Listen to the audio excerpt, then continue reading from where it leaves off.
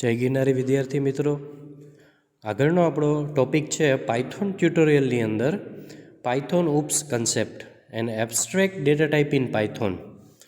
હવે ઉપ્સ એટલે બધાને ખ્યાલ છે object oriented programming language.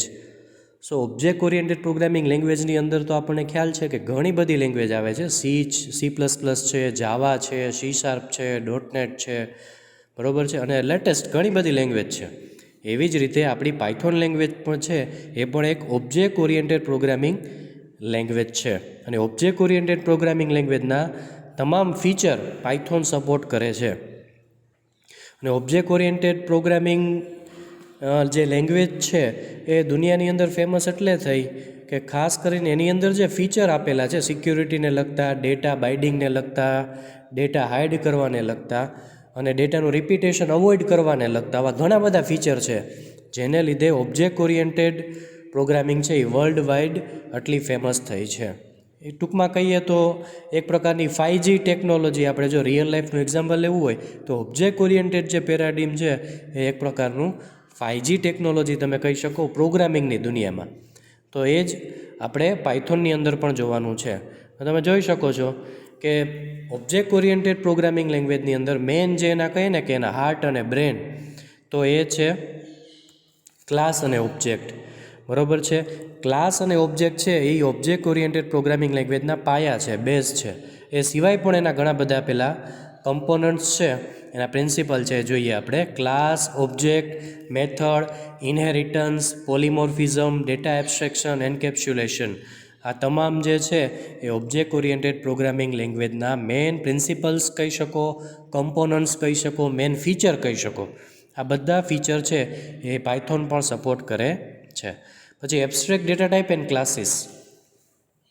Classes use the concept of abstraction. A class encapsulates relevant data and functions that operate on data by hiding the complex implementation detail from the user.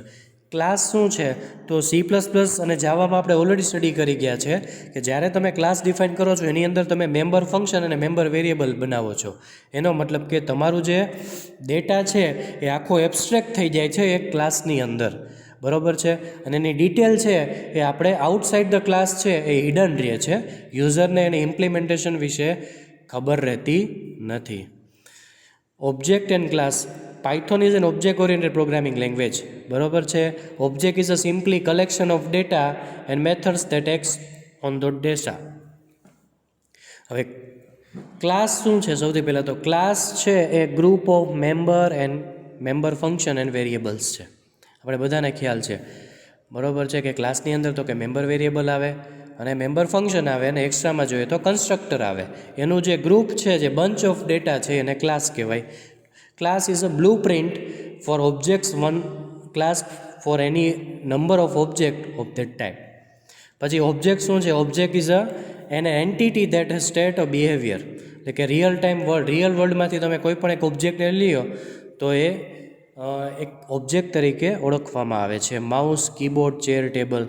પણ પ્રોગ્રામિંગની દુનિયામાં જોઈએ તો ક્લાસનો જે representative છે, આપણો જે પાયથોનની અંદર જે આપણે ક્લાસ ડિક્લેર કરશું એ ક્લાસના મેમ્બરને એક્સેસ કરવા માટેનું જે એન્ટિટી છે એને કહેવામાં આવે છે ઓબ્જેક્ટ.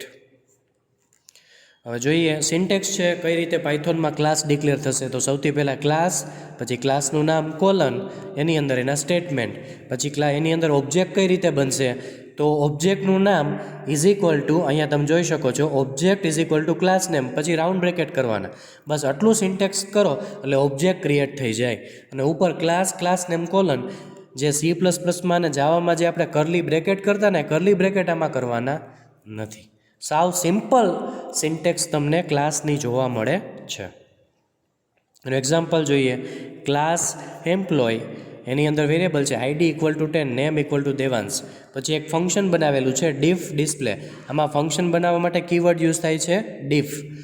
ડિસ્પ્લે ફંક્શનનું નામ છે અને બ્રેકેટમાં સેલ્ફ. સેલ્ફ શું છે હમણાં સમજાવું. એની અંદર પ્રિન્ટ કરાવ્યું છે self.id, self.name. એટલે ઉપર જે બે વેરિયેબલ છે એ જ ત્યાં આપણે પ્રિન્ટ કરાવ્યા છે.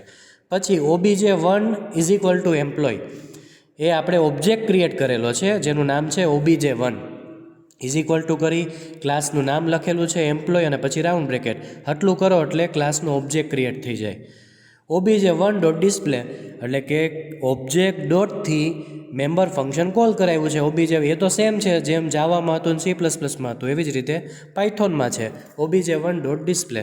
પણ ખાસ આમાં ધ્યાન રાખવાનું છે, આમાં એક પેરામીટર તમે જોઈ શકો છો સેલ્ફ નામનો છે. તમે કોઈ પણ મેમ્બર ફંક્શન બનાવો કે કોઈ પણ કન્સ્ટ્રક્ટર બનાવશો એનો પહેલો પેરામીટર હંમેશા સેલ્ફ જ રહેશે.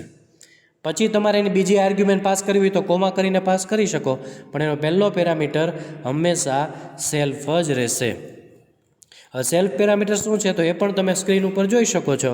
Self parameter refers to the current instance of the class and access the class variable. શું કહે છે તો કે કરંટ ઇન્સ્ટન્સ છે ઓફ ધ ક્લાસ. આપણે તમને ખબર હોય તો C++માં ધીસ પોઇન્ટર આવતું, it points the currently activated object. એવી જ રીતે ધીસ પોઇન્ટરની જગ્યાએ આમાં આવે છે સેલ્ફ. બરાબર છે, તો we can use anything instead of self. તમે સેલ્ફની જગ્યાએ બીજો કોઈ પણ કીવર્ડ લખી શકો છો, બટ પહેલો પેરામીટર હશે એ આ પ્રકારનો ઇન્સ્ટન્સ હશે જે ક્લાસને કરંટ પેરામીટરને ફોકસ કરતો હશે, કરંટ ઓબ્જેક્ટને ફોકસ કરતો હશે. એટલે તમારે પહેલો પેરામીટર ફરજિયાત એ જ લખવું પડશે. But it must be first parameter કીધું છે એ હંમેશા કેવો રહેશે, ફંક્શનમાં પહેલા પેરામીટર તરીકે રહેશે. આ એક નવું છે પાયથોનમાં, સિન્ટેક્સ થોડીક ચેન્જ થઈ છે. બરાબર છે કે જ્યારે તમે ફંક્શન ડિક્લેર કરો ત્યારે પહેલો ઇન્સ્ટન્સ જે તમે ડિક્લેર કરો જનરલી એ સેલ્ફ તરીકે ડિક્લેર કરવામાં આવે છે. તો આવી રીતે તમે C++ની અંદર ક્લાસ ડિક્લેર કરી શકો, ક્લાસની અંદર મેમ્બર વેરિયેબલ ડિક્લેર કરી શકો, પછી મેમ્બર ફંક્શન ડિક્લેર કરી શકો, ઓબ્જેક્ટ ક્રિએટ કરી શકો અને ઓબ્જેક્ટ ડોટથી તમે મેમ્બર ફંક્શનને એક્સેસ કરી શકો. તો આઈ થિંક તમને આ ક્લાસ અને ઓબ્જેક્ટ જે બેઝિક ફંક્શન્સ છે, બેઝિક પેરામીટર છે, એનો આઈડિયા તમને પાયથોનની અંદર ક્લિયર થઈ ગયો હશે. Okay friends, thank you very much. Stay home, stay happy and enjoy learning with KP.